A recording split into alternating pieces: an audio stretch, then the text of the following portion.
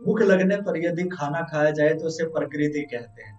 भूख ना लगने पर यदि खाना खाया जाए तो उसे विकृति कहते हैं। लेकिन जोरों की भूख होने के बावजूद भी अपने हिस्से की थाली किसी दूसरे भूखे व्यक्ति को परोसकर उसकी भूख मिटाई जाए, उसे हम भारतीय संस्कृति कहते हैं। नमस्कार, मेरा नाम हिमांशु ठाकुर और आज मैं एक निवेदन आप सभी के समक्ष लेकर उपस्थित हूँ।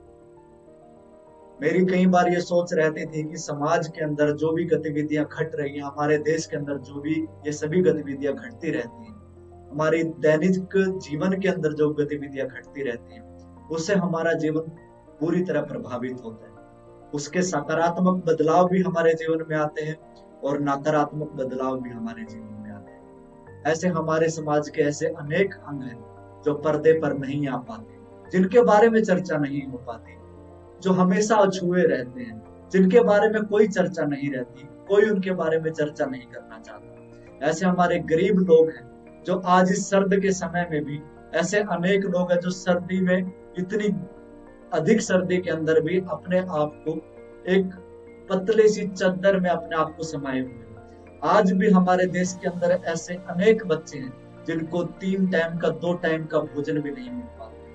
आज भी हमारे देश के अंदर ऐसे अनेक युवा हैं जो रोजगार प्राप्त करने के अंदर भी अपने आप को क्षमतावान नहीं समझते हैं। अनेक प्रकार की शिक्षा हमारे देश के अंदर दी जाती है, लेकिन कई बार वो शिक्षा भी हमारे देश के युवाओं को रोजगार नहीं दिला पाती। ऐसे अनेक प्रकार के विषय हमारे समाज के अंदर चलते रहते हैं। तो उस समय जब एक भारत का हमारा किसान सर्दी के समय में भी, नेगेटिव तापमान के अंदर भी हमारे देश का किसान और हमारे देश का जवान दोनों हमारे देश की सेवा करने को लेकर अपने आप को हमेशा तैयार रखते हैं, तो उस समय हम सभी को आवश्यकता है कि हम सभी लोग भी ऐसे अनेक प्रकार के विषयों पर चर्चा करें। तो मेरा भी मन था, मैं एक नई सोच लेकर के, अपने विचारों को लेकर के, मैं इस YouTube चैनल के माध्यम से, अपने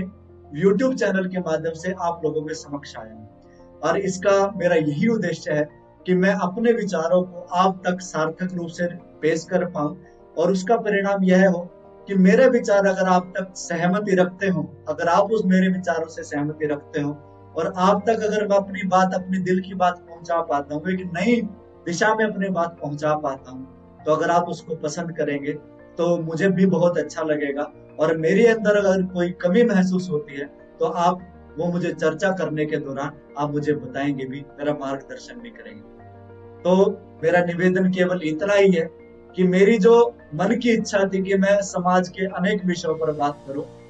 आप सभी लोग जो मुझसे अनेक सोशल मीडिया चैनल के माध्यम से जुड़े हुए होंगे,